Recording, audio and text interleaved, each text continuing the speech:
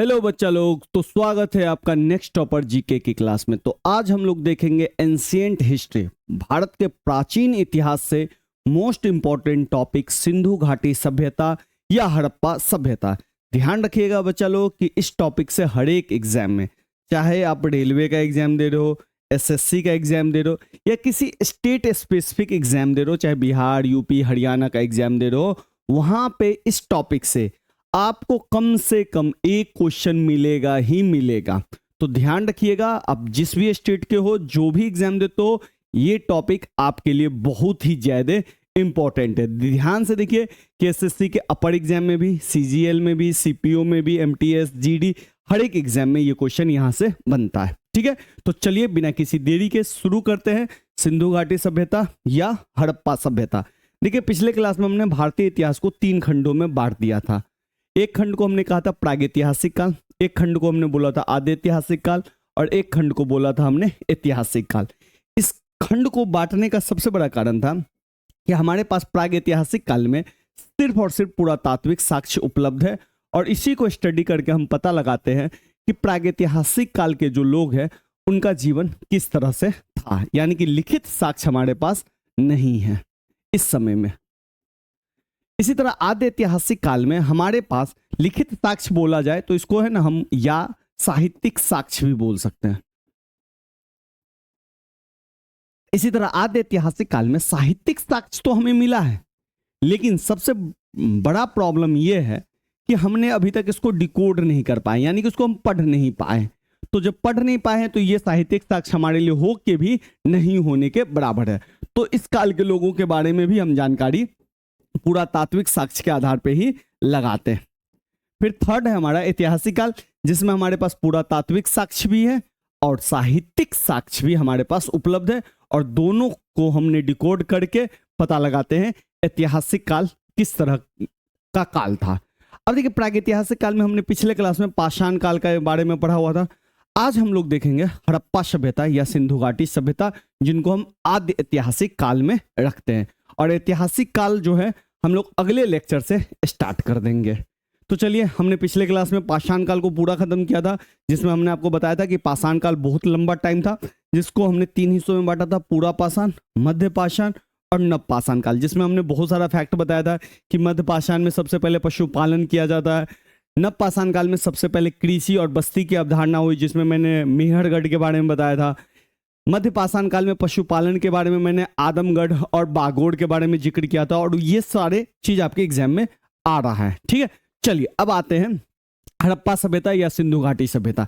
देखिए, इस सभ्यता को हड़प्पा सभ्यता सबसे पहले इसलिए कहते हैं क्योंकि सर्वप्रथम 1921 में यह ना पाकिस्तान के साहिवाल जिले में हड़प्पा नामक स्थल की खोज हुई या हड़प्पा नाम जगह की जानकारी प्राप्त हुई और उस जगह की जो जानकारी प्राप्त हुई उसी के नाम पे हमने रख दिया हड़प्पा सभ्यता।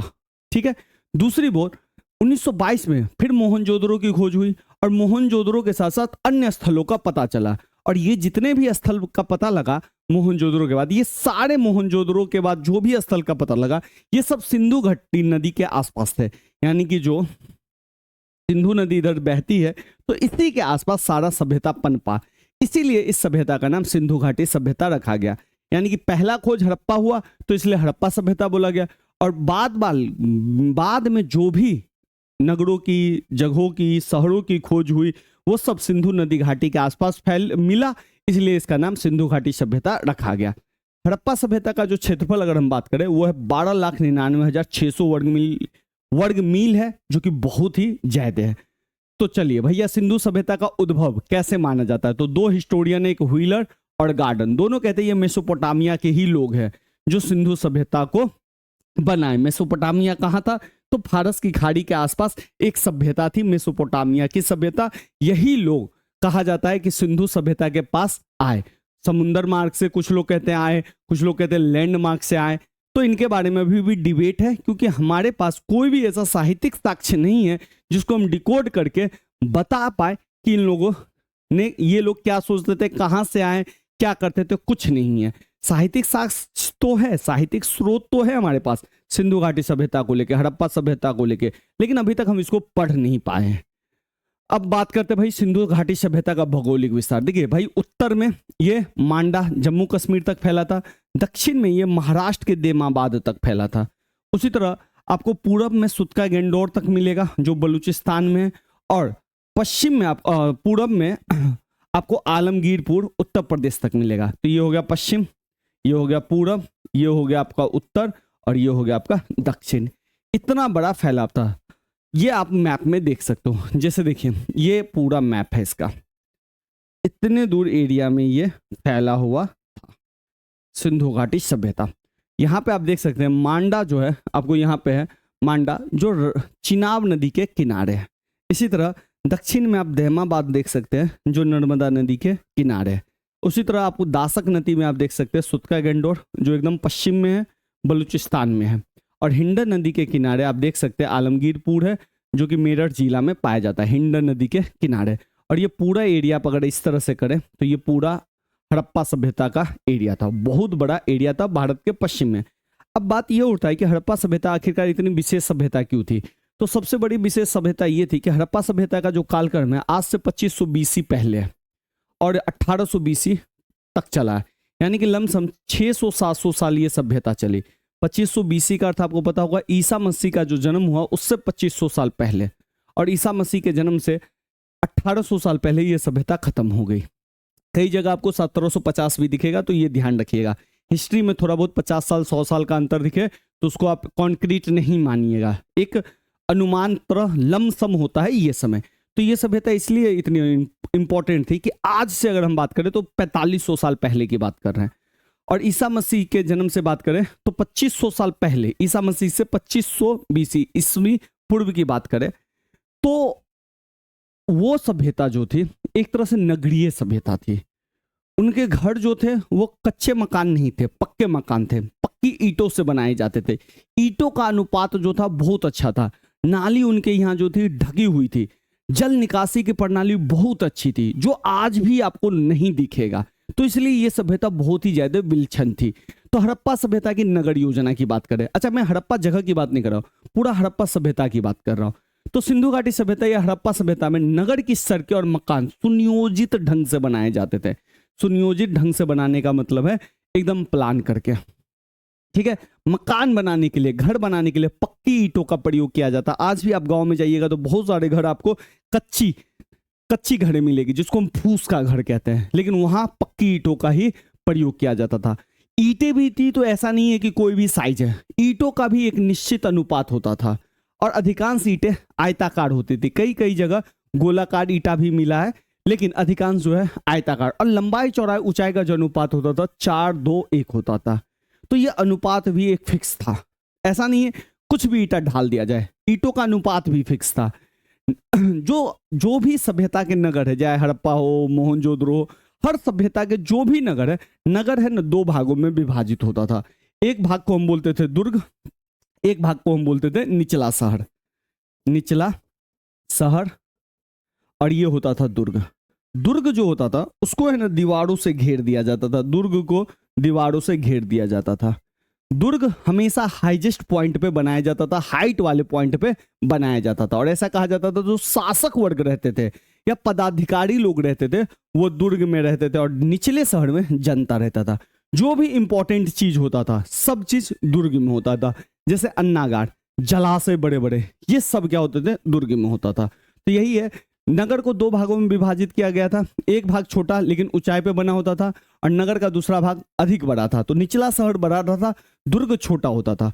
ऊंचे भाग को दुर्ग कहते थे और निचले भाग को निचला शहर कहते थे। दुर्ग को कच्ची ईंटे के चबूतरे पे बनाया जाता था, मतलब ऊंचाई पे बनाया जाता था, ध्यान रखिएगा। तो दुर्ग और निचला शहर कई जगह आपको 3 मिलेगा, लेकिन मोटे तौर पे जो है शहर को 2 हिस्सों में बांटा जाता था। ऊंचे शहर को दुर्ग कहा जाता है, याद रखिए बहुत बार एग्जाम में आया है। दुर्ग को दीवार से घेरा जाता था जिसका अर्थ है निचले शहर से इसे अलग किया गया है। दुर्ग में ही आपको खाद्य भंडार गृह, अन्नागार, महत्वपूर्ण कार्यशालाएं, धार्मिक इमारतें और जितने भी जन इमारतें थी ये सब आपको दुर्ग में ही मिलते थे, और निचले शहर में नॉर्मल लोग अपना जीवन यापन करते थे। हड़प्पा शहरों की या हड़प्पा सभ्यता की सबसे अनूठी विशेषता है इसकी जल निकास प्रणाली।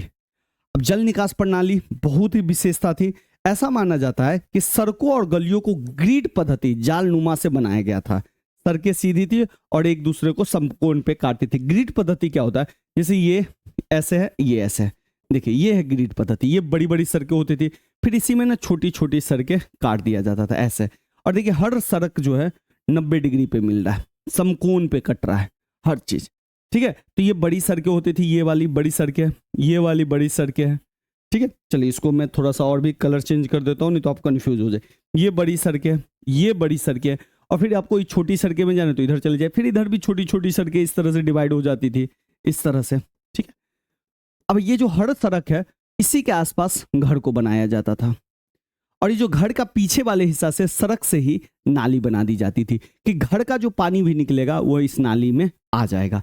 तो यही है, सड़कें और गलियां जो है ग्रिड पद्धति जालनुमा से बनाई जाती थी। सड़कें हमेशा सीधी होती थी और एक दूसरे को समकोण पे काटती थी। आज भी आप गांव घर में जाइए, बिल्कुल ऐसा आपको नहीं मिलेगा। ऐसा जान पड़ता है कि पहले नालियों के साथ गलियां बनाई गई, पहले नालियां बनाई गई, फिर इसके साथ गलियां बनाई गई, और फिर अगल बगल में मकानों का निर्माण कर दिया गया। नालियां जो है वो कच्ची नालियां नहीं थी, वो ईंटों से बनाई गई थी, और नालियां जो है ना ढकी हुई होती थी। बहुत बड़ी बात, आज भी हमारे गांव मोहल्ले में, शहर में जाइएगा तो आपको नालियां ढकी नहीं मिलेगी, खुली नालियां मिलेगी। लेकिन उस टाइम के लोग नाली को ढक के रखते थे। बहुत बड़ी बात है, 5000 साल पहले की बात है। जिनके निर्माण में प्रमुख था ईंटें और मोटार का प्रयोग होता था। मोटार क्या होता था, वो जो सीमेंट बालू और वो सब जो मिला देते उसी को मोटार कहते थे। कुछ जगह चूने और जिप्सम का भी प्रयोग किया जाता था। लेकिन सबसे बड़ी बात है, नाली कच्ची नहीं होती थी, पक्की नाली होती थी, और नाली को ढक के बनाया जाता था। सबसे बड़ी बात है, सिंधु घाटी सभ्यता के दरवाजे और खिड़कियां सड़क की तरफ न खुलकर पीछे की तरफ खुलते थे, लेकिन लोथल में ऐसा नहीं मिलता। लोथल इंपॉर्टेंट है, इसको याद रखना पड़ेगा आपको। मकान में स्नानागार प्रमुखतः गली अथवा सड़क के नजदीक बनाया जाता था। तो ये कुछ विशेषता है जिसको मोटे मोटे तौर पे आप याद रखेंगे और यहां से क्वेश्चन बनता है। अब बात करते हैं सिंधु सभ्यता के महत्वपूर्ण स्थलों की स्थिति, जहां से क्वेश्चन बराबर पूछे जाते हैं। अब ये इलाका मैंने बांटा हुआ है, जैसे बलूचिस्तान एक इलाका है जिसमें आपको 3 है, डावरकोट, सुतका गेंडोर। सुतका गेंडोर तो आप याद रखिएगा, बस इतना ही याद रखिएगा कि दासक नदी के किनारे और सबसे पश्चिम में सिंधु वाले क्षेत्र या सिंध वाले क्षेत्र में आपका मोहनजोदड़ो है, कोट दीजिए चन्हुद्रो। तीनों इंपॉर्टेंट है एग्जाम के लिए। पंजाब वाले एरिया में हड़प्पा है, रोपड़ है, बाड़ा है, संघोल है, जिसमें हड़प्पा रोपड़ आपके लिए बहुत ज्यादा इंपॉर्टेंट है। गुजरात में आपका रंगपुर, लोथल और धोलावीरा, तीनों बहुत इंपॉर्टेंट है। हरियाणा में आपकी राखीगढ़ी है, बनावली है, मिताथल है, जिसमें राखीगढ़ी बनावली बहुत इंपॉर्टेंट है आपके लिए। राजस्थान में कालीबंगा है, और उत्तर प्रदेश में आलमगीरपुर। तो जिस पे मैंने सर्कल किया वो सब आप पढ़ेंगे, और जो इंपॉर्टेंट है उसको मैं डिटेल करूंगा क्योंकि वहां से क्वेश्चन बनते हैं। जैसे सबसे पहले बात करें सिंध वाले क्षेत्र में मोहनजोदड़ो, ये सिंधु नदी के पूर्वी किनारे पे स्थित है। सिंधु सभ्यता के एक केंद्र के रूप में मोहनजोदड़ो की खोज जो है 1922 में राखलदास बनर्जी ने की। बहुत इंपॉर्टेंट, मोहनजोदड़ो की खोज किसने की? राखलदास बनर्जी ने की। कब की? 1922 में। मोस्ट इंपॉर्टेंट, कई बार एग्जाम में आया है। मोहनजोदड़ो को है ना मृतकों का टीला भी कहते हैं, कई बार एग्जाम में आया। मृतकों का टीला किससे कहा जाता है? तो मोहनजोदड़ो को कहा जाता है। अच्छा, राखलदास बनर्जी ने मोहनजोदड़ो की खोज कब की? तो जब एक बौद्ध स्तूप की खोज करता है। स्तूप क्या है? जब बौद्ध वाले धर्म में पढ़ेंगे तब हम आपको बता देंगे। अच्छा, मोहनजोदड़ो से इंपॉर्टेंट क्या है जो आपको याद रखना है? यहाँ पे विशाल स्नानागार मिला है, बहुत बड़ा स्नानागार मिला है, पुरोहित का आवास मिला है, यानी कि पंडित जी का आवास मिला है, विद्यालय मिला है। इंपॉर्टेंट, कांस्य निर्मित महिला मूर्ति मिली है, जो कांसा से बना हुआ महिला मूर्ति मिला है। दाढ़ी वाले पुजारी की मूर्ति मिली है। ये सब आप याद रखिएगा, कई बार एग्जाम में आए। दाढ़ी वाले पुजारी की मूर्ति कहाँ मिली है? तो भाई मोहनजोदड़ो में मिली है। विशाल स्नानागार कहाँ मिला है? तो भैया मोहनजोदड़ो में मिला है। कांस्य निर्मित महिला मूर्ति कहाँ मिली है? मोहनजोदड़ो में मिला है। तो ये सब एग्जाम में आता है। तो विशाल स्नानागार, कांस्य निर्मित महिला की मूर्ति और दाढ़ी वाले पुजारी की मूर्ति कहाँ पे मिला है भैया? मोहनजोदड़ो में। मोहनजोदड़ो की खोज किसने की है भैया? 1922 में राखलदास बनर्जी ने इसकी खोज की है। इसके बाद है इंपॉर्टेंट कोट दीजिए। कोट दीजिए को फजल अहमद ने किया। अच्छा, हर चीज का इसमें याद नहीं रखना है। मोहनजोदड़ो का इसमें आप याद रखोगे, हड़प्पा का इसमें याद रखोगे, ठीक है, और उसका नाम भी याद रखोगे। कोट दीजिए फजल अहमद ने इसको खोजा। कोट दीजिए के नीचे ना एक और संस्कृति का अवशेष मिला है, यानी कि कोट दीजिए हड़प्पा सभ्यता से बनने से पहले भी वहां पे कोई सभ्यता थी, और इस संस्कृति को कहा गया कोट दीजिए संस्कृति। यहाँ पे किला नहीं मिला, यानी कि जो आप देखते थे कि दुर्ग को घेर दिया जाता था, तो यहाँ पे ऐसा कुछ नहीं है। यहाँ पे ऐसे देखा जाए तो पूरा हड़प्पा सभ्यता में पक्की ईंटें मिला है, लेकिन यहाँ पे कच्ची ईंटों के मकान थे। इसके बाद करते हैं इंपॉर्टेंट चन्हुद्रो। इसको नूनी गोपाल मजूमदार ने खोजा, फिर मेकेने से भी खोजा। नाम नहीं याद रखिएगा तो चलेगा, लेकिन इतना ही चन्हुद्रो में याद रखिएगा, यहाँ पे ना कारखाना मिला है, तो मनके बनाने का कारखाना और लिपस्टिक बनाने का कारखाना ये मिला है। तो चन्हुद्रो कहाँ पे? सिंध वाले क्षेत्र में। और यहाँ से क्वेश्चन आया है कि भाई कारखाना कहाँ पे मिला है, तो चन्हुद्रो से। लिपस्टिक का कारखाना कहाँ मिला है, लिपस्टिक कहाँ बनता था, आभूषण वाली चीज कहाँ बनते थे, तो चन्हुद्रो में। तो इतना याद रखिएगा आप, ठीक है। चन्हुद्रो की खोज गोपाल मजूमदार ने की है। सेकंड आता है पंजाब वाले क्षेत्र में हड़प्पा, अगेन इंपॉर्टेंट। जितना मोहनजोदड़ो इंपॉर्टेंट उतना हड़प्पा भी। 1921 में दयाराम साहनी और माधव स्वरूप वत्स ने इस स्थल को खोजा था। तो 1921 में दयाराम साहनी और 1922 में मोहनजोदड़ो राखलदास बनर्जी। बार बार करिएगा, याद हो जाएगा। भाई दयाराम हड़प्पा से क्या क्या मिला? अन्न भंडार मिला, कांसे से बने खिलौने मिले, एक वस्त्र पहने हुआ एक मूर्ति मिला, मछुआरा का चित्र मिला, ये सब आपको मिला, ठीक है। इसके बाद इंपॉर्टेंट हो जाता है रोपर। रोपर भी पंजाब वाला एरिया में, इसको यज्ञदत्त शर्मा ने खोजा 1955 और 56 में। टाइम नहीं याद रखिएगा तो चलेगा। यहाँ से इंपॉर्टेंट है कब्रिस्तान मिला, जहाँ पे लोगों को दफनाया जाता था।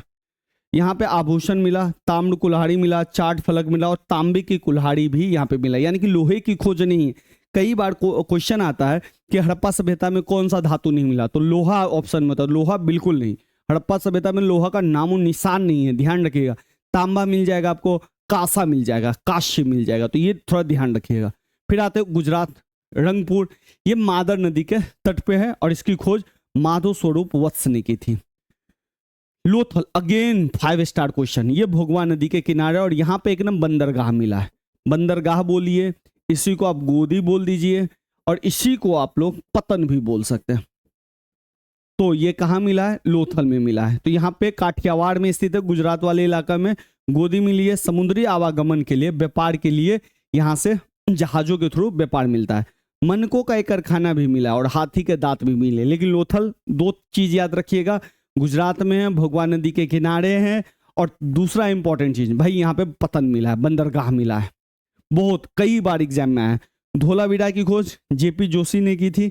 धोलावीरा बहुत इंपॉर्टेंट है, जल संरक्षण की तकनीक से। क्वेश्चन आता है दो चीज के लिए धोलावीरा से, कि धोलावीरा किस जगह पे जल संरक्षण की तकनीक मिली है। जहां पे क्या होता था, बड़ा बड़ा गड्ढा कर दिया जाता था और जैसे दूर से समुद्र उमुंदर या कोई भी पानी का, तो जल जो है ना रिस रिस के आता था इसमें, रिस रिस के आता था ना, तो जल क्या होता था, छन के आता था। छन के आता था ना, तो जल क्या हो जाता था, शुद्ध हो जाता था। तो ये जल संरक्षण तकनीक से परिचित है। एक क्वेश्चन इससे ये भी पूछा जाता है कि हड़प्पा सभ्यता में जो नगर होते थे 2 भागों में होते थे। यहाँ के नगर है ना 3 भागों में विभाजित थे, दुर्ग भाग, मध्यम नगर और निचला शहर। धोलावीरा में हड़प्पा सभ्यता का एकमात्र स्टेडियम मिला है, एक खेल का मैदान मिला है जहाँ पे लोग बड़े बड़े खेल का आयोजन होता था और देखते थे। तो भाई लोथल और धोलावीरा अगेन मोस्ट इंपॉर्टेंट, याद रखिएगा। फिर आते हैं भैया हरियाणा, राखी गढ़ी। इसकी खोज जो है सूरज भान ने और आचार्य भगवान देव ने की, तो सूरज भान को याद रखिएगा।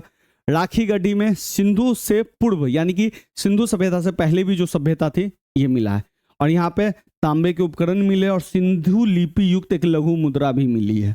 बनावली अगेन इंपॉर्टेंट, सरस्वती नदी के किनारे है, जो अब ये नदी आपको मिलेगी नहीं क्योंकि ये सूख चुकी है। रविंद्र सिंह बिष्ट ने 1973-74 में बनावली की खोज की। यहाँ पे मिट्टी का हल मिला है, बहुत इंपॉर्टेंट, मिट्टी का हल मिला है। इसका मतलब है बच्चे जानते होंगे तभी उन्होंने मिट्टी का हल बनाया है।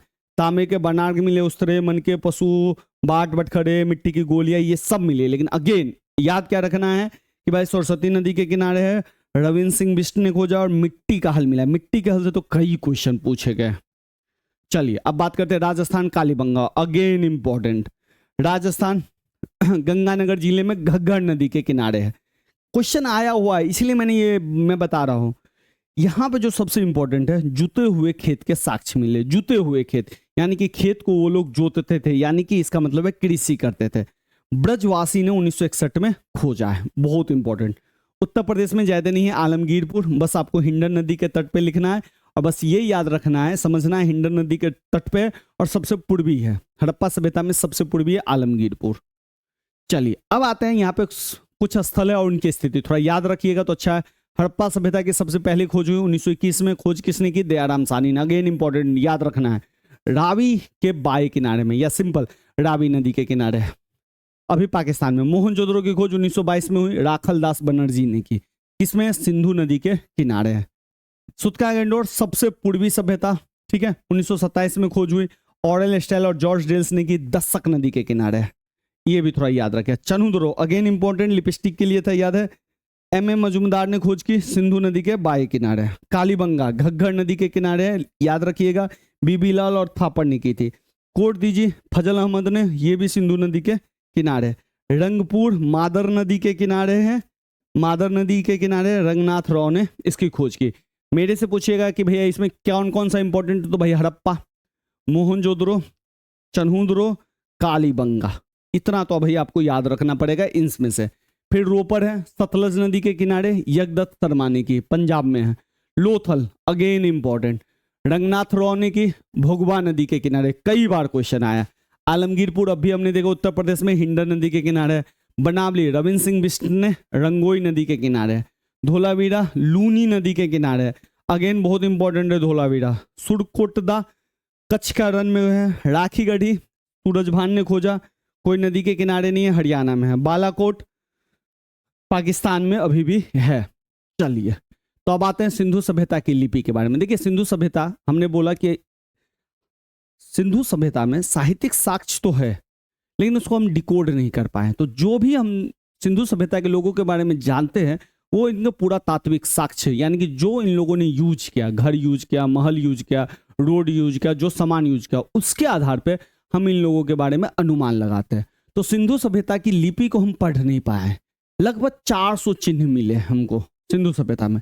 और ये जो लिपि जो लिखे गए ना, बाई से दाई ओर लिखे गए। इधर से लिखना स्टार्ट किया, इधर की ओर चलता गया, ठीक है। तो बाई से दाई सिंधु लिपि अभी तक हम पढ़ नहीं पाए, सफलता नहीं मिली है। सिंधु सभ्यता के जो लंबे लंबे ना अभिलेख नहीं मिले, छोटे छोटे अभिलेख मिले हैं। और ये जो है ना लिखा गया जो लिपि, वो वर्ण कलात्मक नहीं है बल्कि भाव चित्रात्मक है। अब जिस समय जो भाव आता था उस हिसाब से लिपि को लिख दिया जाता था, तो इसलिए अभी तक हम इसको पढ़ नहीं पाए। और यहां से भी क्वेश्चन आया, भाव चित्रात्मक लिपि है सिंधु सभ्यता की, अभी तक हम पढ़ नहीं पाए। अब बात करते हैं मोटे तौर पे सिंधु सभ्यता के राजनीतिक संरचना, अर्थव्यवस्था, समाज, धर्म और इसका पतन खत्म क्यों हो गया। तो भैया राजनीतिक संरचना का कुछ लिखा नहीं गया है, सिर्फ समान उमान है, तो कोई स्पष्ट आभास नहीं है कि यहाँ पे राजनीतिक संगठन था या नहीं था, राजा था, जनता, तो सिर्फ अनुमान लगता है। तो कहा जाता है कि राजनीतिक संगठन का कोई स्पष्ट आभास नहीं है। हंटर एक इतिहासकार हुए, वो कहते हैं मोहनजोदड़ो, मृतकों का टीला वाला जगह जिसकी खोज राखलदास बनर्जी ने की है, ये राजतंत्रात्मक नहीं था, राजा नहीं था, यहाँ पे जनता का शासन था, जनतंत्रात्मक था। लेकिन व्हीलर कहते हैं सिंधु सभ्यता के लोगों का शासन मध्यवर्गीय जनतंत्रात्मक शासन था, उसमें धर्म की महत्ता थी। व्हीलर इतिहासकार कहते हैं, जिन्होंने कहा था कि ये लोग मेसोपोटामिया से आए थे, ये लोग कहते थे कि यहाँ पे जनतंत्र था, जो मध्य वर्ग था वही शासन चलाता था। ये अनुमान है, तो कोई स्पष्ट नहीं है। अर्थव्यवस्था, वे लोग अपना जीवन यापन कैसे करते थे, तो उन्नति का प्रमुख कारण है भाई कृषि थी और व्यापार था, मेन था व्यापार। व्यापार जहां होगा वहां पे शहर पनपेगा ही पनपेगा। तो कृषि और व्यापार दोनों था, आंतरिक व्यापार भी था और बाह्य व्यापार भी था। मतलब अगर हड़प्पा सभ्यता के अंदर भी व्यापार होता था, और बाहर से भी व्यापार होता था, तो आंतरिक व्यापार भी था और बाह्य व्यापार था। व्यापार लैंड से भी होता था लेकिन अधिकांश जो है नदी से होता था, इसीलिए यहाँ पे बंदरगाह है। लोथल, रंगपुर, सुरकोटदा, प्रभास पाटन, याद रखिएगा। लोथल तो भाई भूलिएगा ही नहीं। इस सभ्यता में ना माप तोल की इकाई भी थी, यानी कि जो सभ्यता थी वहां पे कोई सामान बेचा जाता था तो तोल ताल के बेचा जाता था। दशमलव प्रणाली थी और ये 16 के गुणक में थी। इस सभ्यता के लोग जो है गेहूं फसल के बारे में, जौ, राय, मटर, तिल, सरसों, कपास की खेती भी करते थे। कृषि बहुत अच्छी स्थिति में थी। सबसे पहले अगर कहा जाता है कि कपास को पैदा करने का श्रेय हड़प्पा सभ्यता को ही जाता है। क्वेश्चन बना है, ध्यान रखिएगा, कपास से हड़प्पा सभ्यता। यूनानी लोग कपास को सिंडन भी कहते हैं, ये भी थोड़ा ध्यान रखिएगा। कृषि कार्य जो ये लोग करते थे, सिंचाई उचाई करते थे, खेत को जोतते थे, उसमें कासे का औजार का प्रयोग करते थे। लोहा तो याद ही नहीं रखिएगा कि भाई सिंधु सभ्यता में लोहा है, लोहा है तुरंत ऑप्शन काटिए, नहीं भाई सिंधु सभ्यता में लोहा है ही नहीं, कासा तापा। इस सभ्यता में फावड़ा या फाल नहीं मिलता है जो कि लोहा का बनता है। संभवतः अंदाजा लगाया जाता है, अनुमान लगाया जाता है कि लोग लकड़ी के हल का प्रयोग करते थे। अब कहिएगा हल कैसे पता चला? याद है बनावली में मिट्टी का हल मिला था, तो मिट्टी का हल खिलौने के रूप में मिला था। तो बच्चे वही चीज को बना सकते हैं जो वो देखेंगे, जो देखे ही नहीं है उसको कैसे बनाएंगे? तो ऐसा अनुमान है भाई ये लोग हल थे। अब हल था तो या तो लकड़ी का हल होगा। सिंधव नगरों में कृषि पदार्थों की आपूर्ति ग्रामीण क्षेत्रों से होती थी। जो मतलब जो भी देखिए बड़े बड़े शहर है, बड़े बड़े शहर में जो नॉर्मल चीज है, कृषि वाली चीज है, साग सब्जी फल फूल चावल गेहूं, वो कहाँ से आएगा? तो भाई ग्रामीण क्षेत्रों से आएगा। जैसे मान लीजिए दिल्ली है, दिल्ली में तो कुछ एग्रीकल्चर नहीं होता है, होता होगा थोड़ा बहुत, लेकिन इतने 2 करोड़ लोग हैं, उसका पेट भरने के लिए तो कृषि सामान आएगा। तो ये गाँव से आता था, ठीक है, ग्रामीण क्षेत्रों से होती थी। इसलिए अन्नागार नदियों के किनारे बनाया। नदियों के किनारे नदियों के द्वारा ही, नाव के द्वारा व्यापार होता था, तो नदियों के सहारे अन्नागार बनाया जाता था। यहाँ पे पशुपालन भी लोग करते हैं। कुबड़ वाले बैल मिले हैं, भेड़ मिले हैं, बकरी मिला है, हाथी मिला है, भैंस मिला है, गाय मिला है, गधा होता है, सुअर होता है, कुत्ता, ये सबका पालन करते हैं। गुजरात के निवासी हाथी को भी पालते थे। तो ये अर्थव्यवस्था में इन तरीकों से ये जीते थे। समाज इनका क्या था? समाज मातृसत्तात्मक था, माताओं को ज्यादा मत। अच्छा, ऐसा अनुमान है, हर चीज यहाँ पे अनुमान से है। समाज में हर तरह के लोग थे, विद्वान थे, योद्धा थे, व्यापारी थे, काम करने वाले मजदूर थे, सब थे। आवासों की संरचना हमें बताती है कि समाज की आर्थिक विषमता है। अब आवास, जैसे मान लीजिए हर आवास ईंट का बना है, लेकिन कुछ आवास जो था गोलाकार था, जो बताता था कि हो सकता है भाई ये अमीर हो।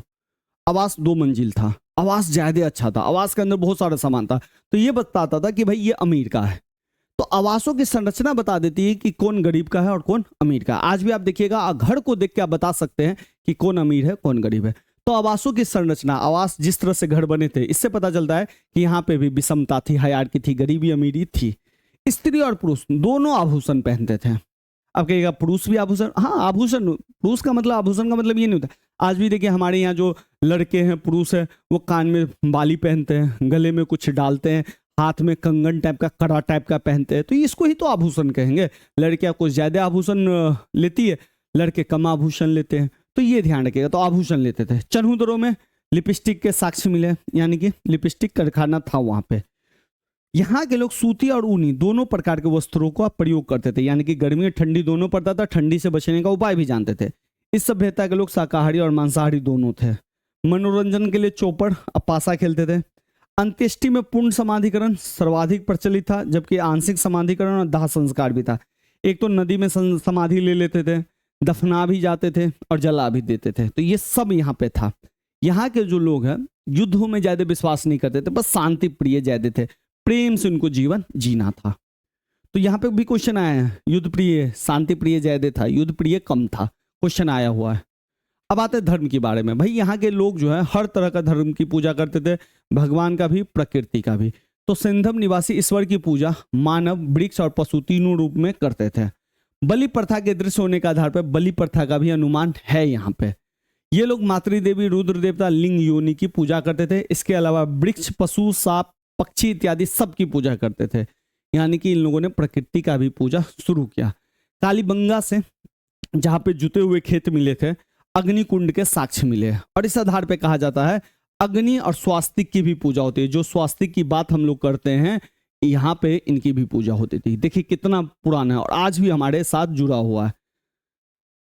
स्वास्तिक और चक्र जो है सूर्य पूजा के प्रतीक थे। सिंधवासी के लोग अंधविश्वास को भी मानते थे, पुनर्जन्म में विश्वास रखते थे, इसीलिए दाह संस्कार के 3 तरीके थे। इनका धार्मिक दृष्टिकोण का आधार इहलौकिक था। देखिए 2 तरह का होता है, एक होता है इहलौकिक, एक होता है परलौकिक। परलौकिक में हम ऐसा पूजा करते हैं कि हम कुछ भी कर्म करते हैं तो उस कर्म को हम परलौकिक जोड़ते हैं कि मुझे मोक्ष मिलेगा, हम स्वर्ग में जाएंगे, ये परलौकिक विचार है। इहलौकिक है भाई हम पूरा पूजा पाठ कर रहे हैं तो हमको इस समय हमको फायदा मिलेगा। तो सिंधु सभ्यता के लोग जो है इहलौकिक था, जो भी करते थे इसके लिए, व्यवहारिक अधिक था। मूर्ति पूजा का आरंभ संभवतः सिंधु सभ्यता से भी माना जाता है। और अगेन इंपॉर्टेंट, हड़प्पा से प्राप्त एक मुंड मूर्ति के गर्भ से एक पौधा निकला गया, दिखाया गया, जो उर्वरता के देवी का प्रतीक है। ध्यान रखिएगा, हड़प्पा से मिला ये मुंड मूर्ति, जहां से गर्भ से पौधा निकला हुआ है, जो उर्वरता देवी को दिखाता है। और कहां से मिला? हड़प्पा सभ्यता, याद रखिएगा। मूर्ति पूजा कहां से शुरू हुई? हड़प्पा सभ्यता, याद रखिएगा, इंपॉर्टेंट है। अब आते भाई पतन कैसे हुआ? तो अनुमान है, कोई नहीं जानता इनका पतन यानी कि हड़प्पा सभ्यता खत्म क्यों हुई। कुछ लोग कहते हैं बाहरी आक्रमण हुआ है, आर्यों ने आक्रमण कर दिया और खत्म हो गया, लेकिन सोचा जाता है भाई इतने बड़ी सभ्यता को कैसे खत्म कर दिया जाएगा। कुछ लोग कहते हैं बाढ़ आ गया, तो ये भी है कि भाई इतना बाढ़ कैसे आ जाएगा। कुछ लोग कहते हैं जलवायु परिवर्तन, और इस पे बहुत सारे लोग टिक करते हैं। हाँ, जलवायु परिवर्तन में धीरे धीरे सभ्यता के लोगों ने जगह खाली किया। फिर कहा जाता है कुछ प्राकृतिक आपदा ऐसी आ गई, तो इसका अनुमान है, कुछ भी है सब अनुमान है। तो चलिए आज के लिए इतना ही रखते हैं। अगर सेशन अच्छा लगा हो तो सेशन को लाइक कीजिए, कमेंट करके हमें बताइए और ज्यादा से ज्यादा दोस्तों को शेयर करिए।